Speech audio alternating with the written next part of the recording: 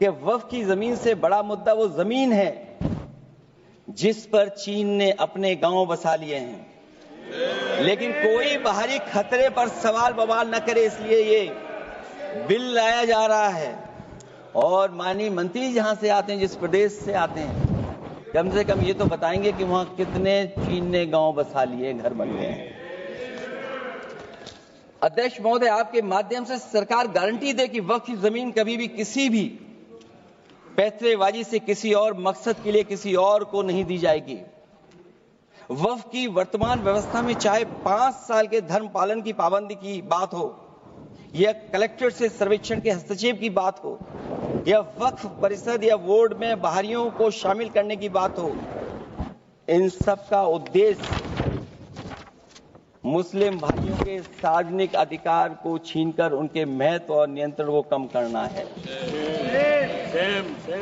Tribunal के निर्णय को अंतिम न मानकर उच्च न्यायालय में लेकर जाने की अनुमति देना दरअसल जमीनी विवाद को लंबी न्यायिक प्रक्रिया में फंसाकर वक्फ भूमि पर कब्जों को बनाए रखने का रास्ता खोलेगा। सबसे बड़ी बात यह कि वक्फ बिल के पीछे की न तो नीति सही है, न नियत। ये देश के करोड़ों लोगों से उनके घर दुकान छीनने की भी साजिश है। भाजपा एक अलोकतांत्रिक पार्टी है, वो असहमति को अपनी शक्ति मानती है। जब देश के अधिकांश राजनीतिक दल वक्फ बिल के खिलाफ हैं, तो उसे लाने की जरूरत क्या है, जो जिद क्यों कर रहे हैं सरकार। वक्फ बिल का लाना भाजपा की सियासी हट है। वक्फ बिल भाजपा की सांप्रदायिक राजनीति का नया रूप है।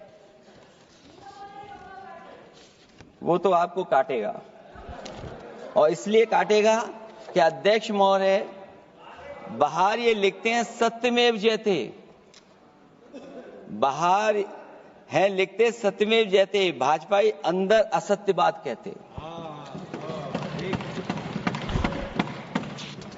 भाजपा वक्फ बिल लाकर अपने उन समर्थकों का तुष्टीकरण करना चाहती है जो भाजपा की आर्थिक नीति, महंगाई, बेरोजगारी, बेकारी और चौपट अर्थव्यवस्था से उसे छटक गए हैं।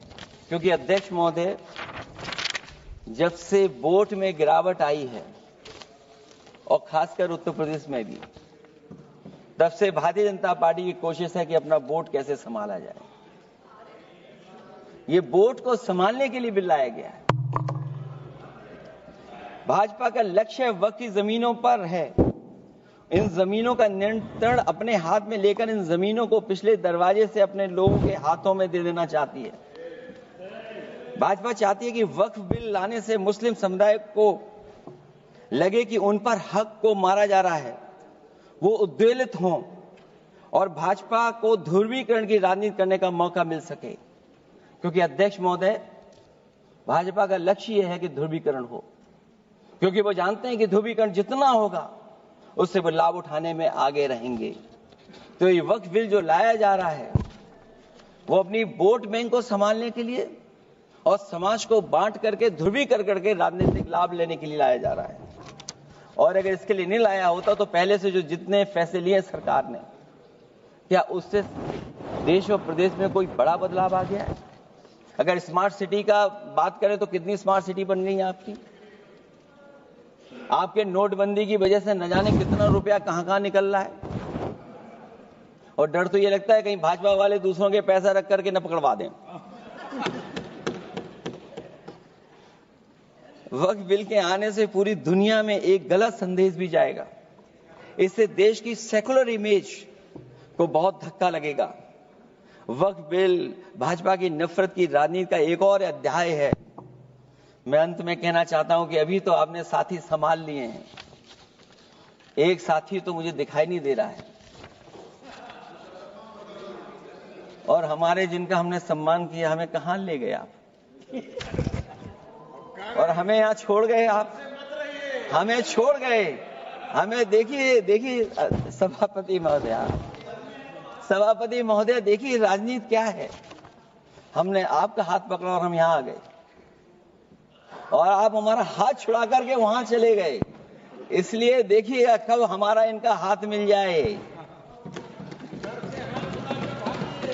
और मैं अध्यक्ष सभापति महोदया ये कहना चाहता हूं कि वक्फ बिल भाजपा के लिए वाटर लू साबित होगा, क्योंकि ऊपर से तो हाँ हाँ कह रहे हैं, लेकिन अंदर ही अंदर बहुत सारे साथी सहमत नहीं है। मैं अंत में इतना ही कहना चाहता हूं कि ये वक्फ बिल जो लेकर के आए हैं, कोई उम्मीद लेकर के नहीं आ रहा है। ये सोची समझी रणनीति का हिस्सा है, क्योंकि इनका जो बोर्ड बिखर गया है, ये मुस्लिम में भी बंटवारा चाहते हैं। मुस्लिम इस्लाम धर्म में कहीं बंटवारा नजर नहीं आता है, लेकिन इनकी कोशिश है कि इस बिल के माध्यम से हम मुस्लिम भाईचारा में भी बंटवारा करते हैं। बंटवारा तो पीडीए करेगा। अभी देखिएगा सभापति महोदया, हमारे एक सदस्य कह रहे थे कि चुनाव बहुत अच्छा होता है। इनसे बेहतर किसने चुनाव देखा होगा? चलिए धन्यवाद। वोट ही नहीं डालने दिया। सभापति महोदया, मैं धन्यवाद देता हूं। मैं और अपने दल और साथियों के साथ कहता हूं कि समाजवादी पार्टी बिल का विरोध करती है। वोट पड़ेगा तो हम इसके खिलाफ वोट डालने जा रहे हैं।